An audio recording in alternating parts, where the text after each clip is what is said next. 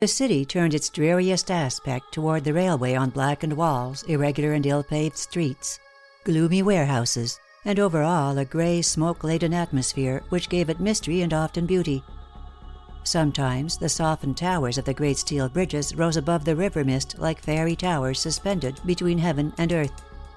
And again the sun tipped the surrounding hills with gold, while the city lay buried in its smoke shroud, and white ghosts of riverboats moved spectrally along. Sometimes it was ugly, sometimes beautiful, but always the city was powerful, significant, important. It was a vast melting pot. Through its gates came alike the hopeful and the hopeless, the dreamers and those who would destroy those dreams. From all over the world there came men who sought a chance to labor. They came in groups, anxious and dumb, carrying with them their pathetic bundles, and shepherded by men with cunning eyes. Raw material for the crucible of the city, as potentially powerful as the iron ore which entered the city by the same gate. The city took them in, gave them sanctuary, and forgot them. But the shepherds with the cunning eyes remembered. Lily Cardew, standing in the train shed one morning early in March, watched such a line go by. She watched it with interest. She had developed a new interest in people during the year she had been away. She had seen, in the army camp, similar shuffling lines of men, transformed in a few hours into ranks of uniformed soldiers, beginning already to be actuated by the same motive. These aliens going by would become citizens. Very soon now they would appear on the streets in new American clothes of extraordinary cut and color, their hair cut with clippers almost to the crown, and surmounted by derby hats always a size too small. Lily smiled and looked out for her mother. She was suddenly, unaccountably glad to be back again. She liked the smoke and the noise, the movement, the sense of things doing. And the sight of her mother, small, faultlessly tailored, wearing a great bunch of violets, and incongruous in that workaday atmosphere, set her smiling again. How familiar it all was! And heavens, how young she looked! The limousine was at the curb, and a footman as immaculately turned out as her mother stood with a folded rug over his arm. On the seat inside lay a purple box. Lily had known it would be there. They would be ostensibly from her father, because he had not been able to meet her, but she knew quite well that Grace Cardew had stopped at the florist's on her way downtown and bought them. A little surge of affection for her mother warmed the girl's eyes. The small attentions which in the Cardew household took the place of loving demonstrations had always touched her. As a family, the Cardews were rather loosely knitted together, but there was something very lovable about her mother. Grace Cardew kissed her, and then held her off and looked at her. "Mercy, Lily," she said, "you look as old as I do." "Older, I hope," Lily retorted. "What a marvel you are, Grace dear." Now and then she called her mother Grace. It was by way of being a small joke between them, but limited to their moments alone. Once old Anthony, her grandfather, had overheard her, and there had been rather a row about it. "I feel horribly old, but I didn't think I looked it." They got into the car, and Grace held out the box to her. "From your father, dear. He wanted so to come, but things are dreadful at the mill. I suppose you've seen the papers." Lily opened the box and smiled at her mother. "Yes, I know. But why the subterfuge about the flowers, mother dear? Honestly, did he send them, or did you get them? But never mind about that. I know he's worried, and you're sweet to do it. Have you broken the news to grandfather that the last of the Cardews is coming home? He sent you all sorts of messages, and he'll see you at dinner." Lily laughed out at that. "You darling," she said. "You know perfectly well that I am nothing in grandfather's young life, but the Cardew women all have what he likes to call savoir faire. What would they do, father and grandfather, if you didn't go through life smoothing things for them?" Grace looked rather stiffly ahead. This young daughter of hers, with her directness and her smiling ignoring of the small subterfuges of life, rather frightened her. The terrible honesty of youth.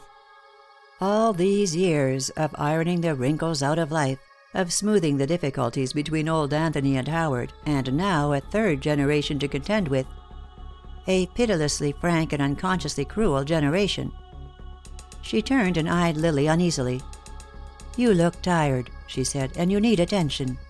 I wish you had let me send Castle to you." But she thought that Lily was even lovelier than she had remembered her. Lovely rather than beautiful, perhaps. Her face was less childish than when she had gone away. There was, in certain of her expressions, an almost alarming maturity. But perhaps that was fatigue. "I couldn't have had Castle, Mother. I didn't need anything. I've been very happy, really, and very busy." "You have been very vague lately about your work." Lily faced her mother squarely. "I didn't think you'd much like having me do it, and I thought it would drive Grandfather crazy." "I thought you were in a canteen." "Not lately. I've been looking after girls who had followed soldiers to camps. Some of them were going to have babies, too. It was rather awful. We married quite a lot of them, however." The curious reserve that so often exists between mother and daughter held Grace Cardew dumb.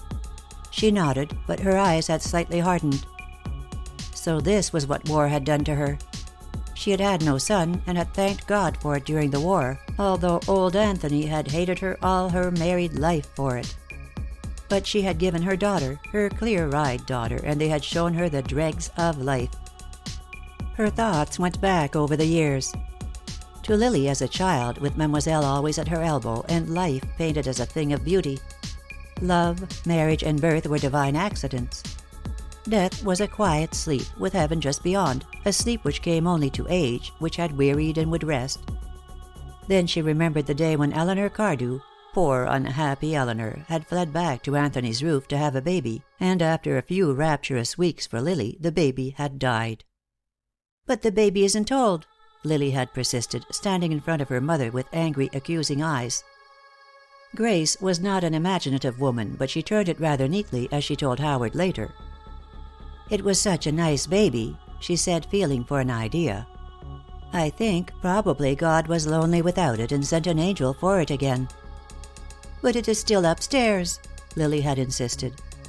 She had had a curious instinct for truth even then. But there Grace's imagination had failed her, and she sent for Mademoiselle.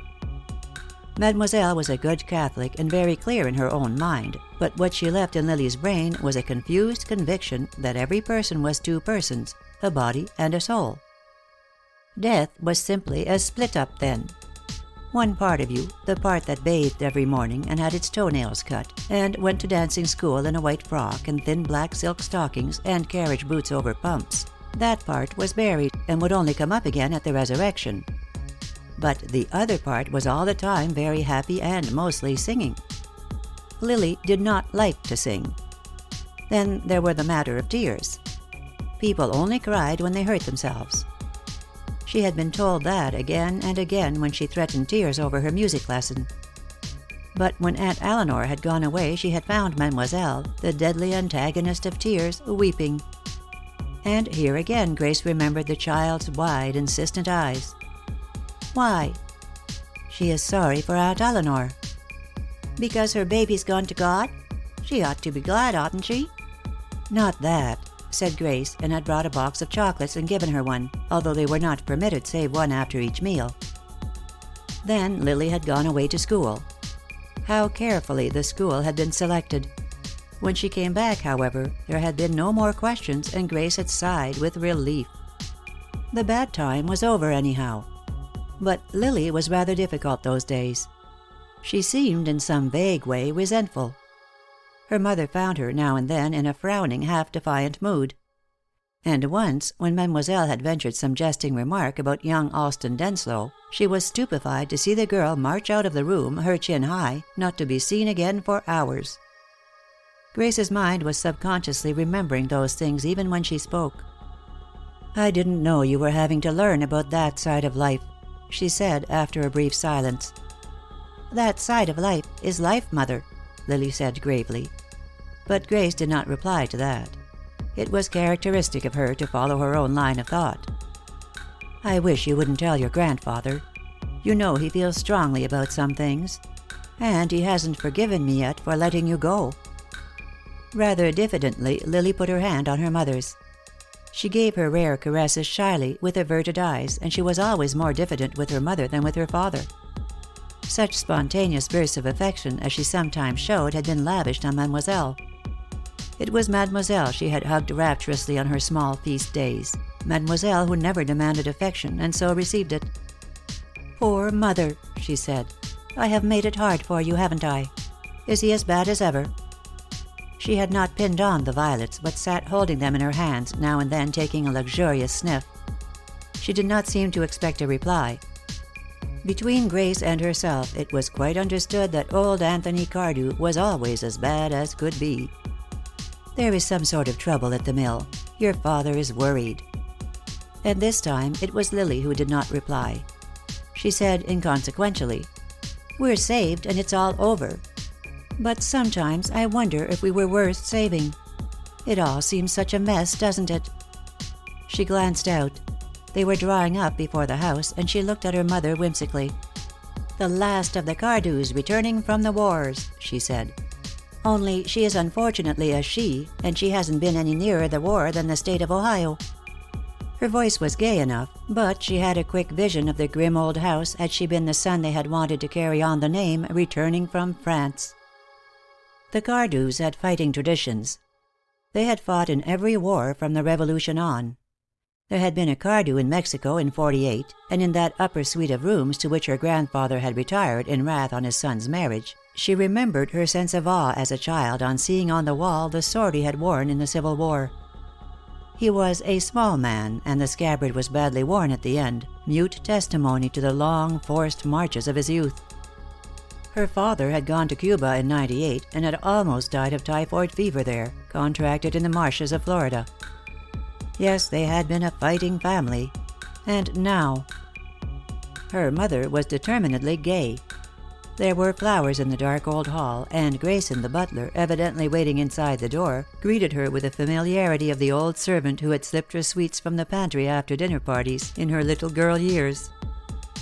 "Welcome home, Miss Lily," he said. Mademoiselle was lurking on the stairway, in a new lace collar over her old black dress. Lily recognized in the collar a great occasion, for Mademoiselle was French and thrifty. Suddenly, a wave of warmth and gladness flooded her. This was home. Dear, familiar home. She had come back. She was the only young thing in the house. She would bring them gladness and youth. She would try to make them happy. Always before she had taken, but now she meant to give. Not that she formulated such a thought. It was an emotion, rather. She ran up the stairs and hugged Mademoiselle wildly. "You darling old thing," she cried. She lapsed into French. "I saw the collar at once. And think, it is over. It is finished. And all your nice French relatives are sitting on the boulevards in the sun, and sipping their little glasses of wine, and rising and bowing when a pretty girl passes. Is it not so?" "It is so. God and the saints be praised," said Mademoiselle huskily. Grace Cardew followed them up the staircase. Her French was negligible, and she felt again, as in days gone by, shut from the little world of two which held her daughter and the governess. Old Anthony's doing that. He had never forgiven his son his plebeian marriage, and an early conversation returned to her. It was on Lily's first birthday, and he had made one of his rare visits to the nursery. He had brought with him a pearl in a velvet case. "All our women have their own pearls," he had said. "She will have her grandmother's also when she marries. I shall give her one the first year, two the second, and so on." He had stood looking down at the child critically. "She's a Cardew," he said at last. "Which means that she will be obstinate and self-willed." He had paused there, but Grace had not refuted the statement. He had grinned. "As you know," he added. "Is she talking yet?" "A word or two," Grace had said, with no more warmth in her tone than was in his. "Very well. Get her a French governess. She ought to speak French before she does English.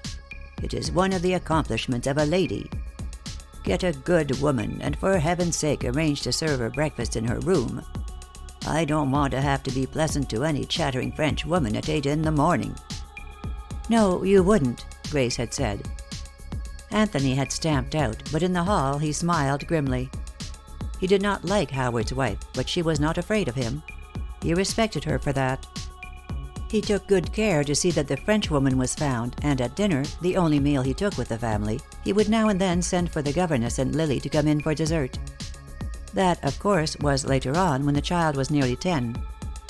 Then would follow a three-cornered conversation in rapid French, Howard and Anthony and Lily, with Mademoiselle joining in timidly, and with Grace at the side of the table, pretending to eat and feeling cut off in a middle-class world of her own at the side of the table.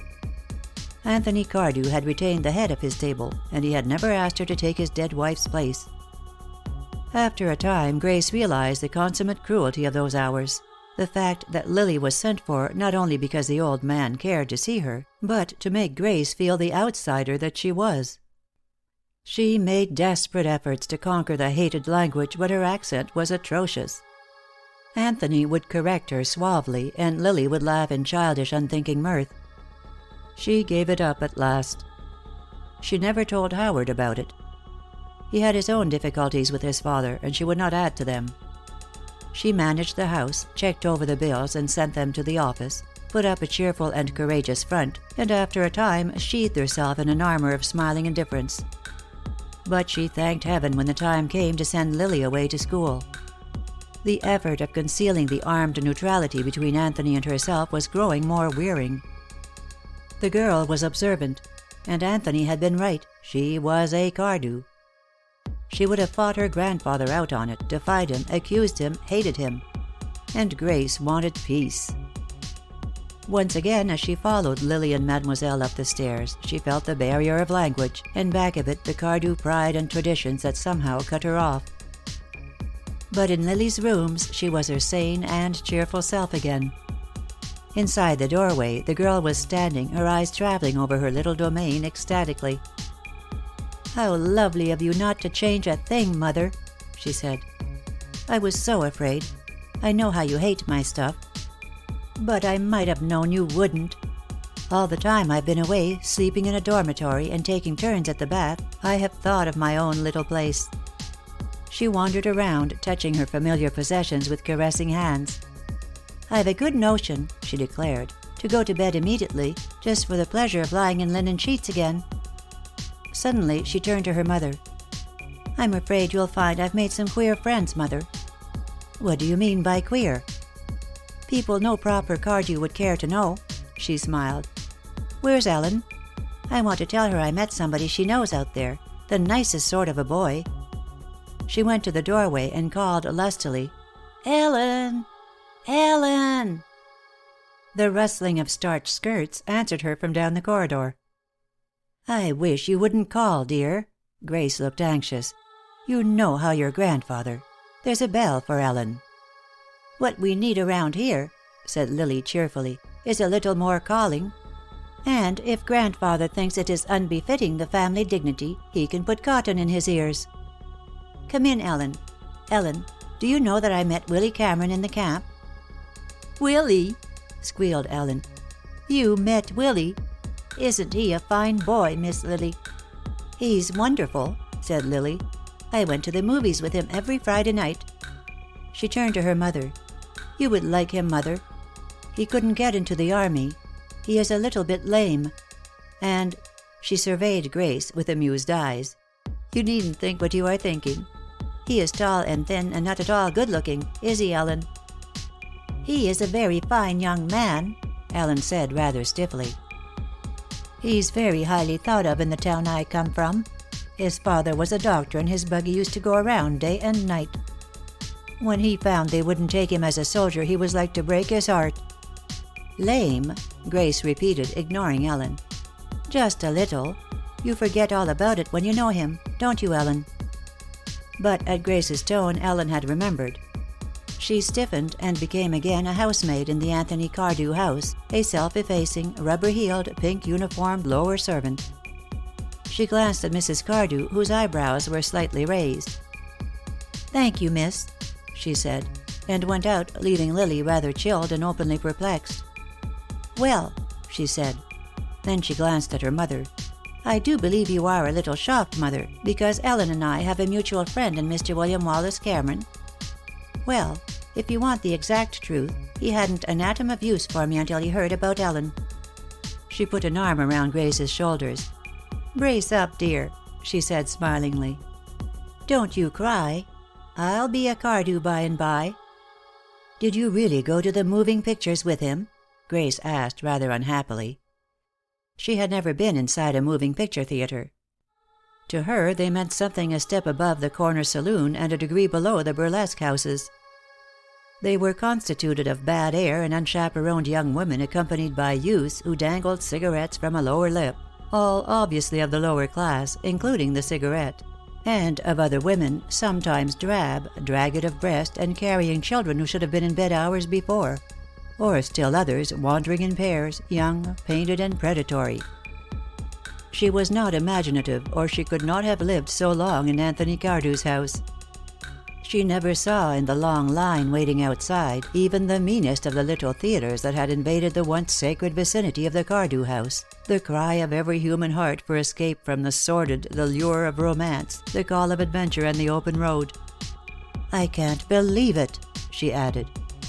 Lily made a little gesture of half-amused despair. "Dearest," she said, "I did. And I liked it.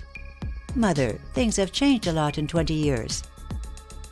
Sometimes I think that here, in this house, you don't realize that," she struggled for a phrase, "that things have changed," she ended lamely.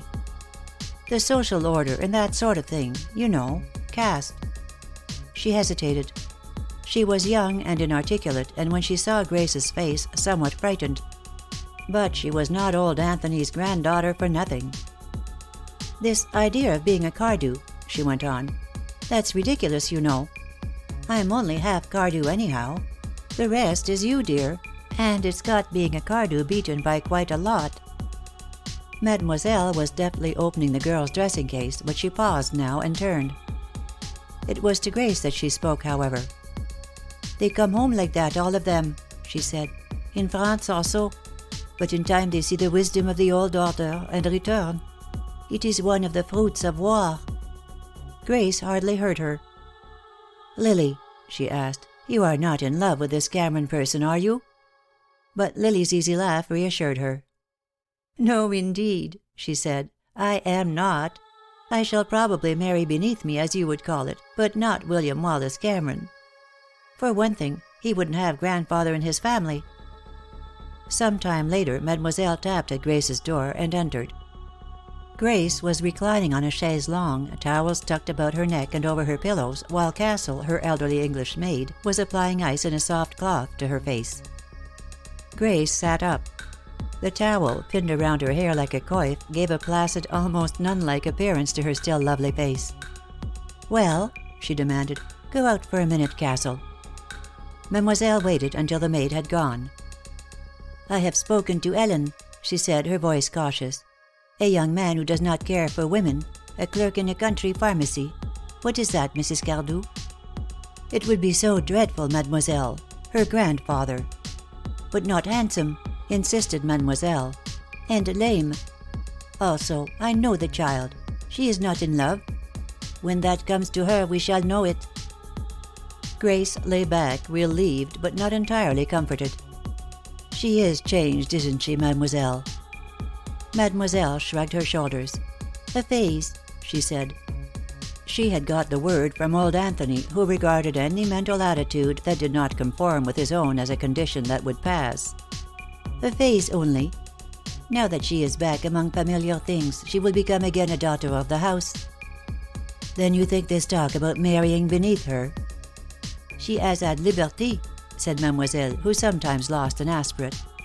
"It is like wine to the young. It intoxicates. But it too passes. In my country." But Grace had for a number of years heard a great deal of Mademoiselle's country. She settled herself on her pillows. "Call Castle, please," she said, "and do warn her not to voice those ideas of hers to her grandfather. In a country pharmacy, you say?" "And lame, and not fond of women," corroborated Mademoiselle. "Ça ne pourrait pas être mieux, n'est-ce pas?" End of chapter 1.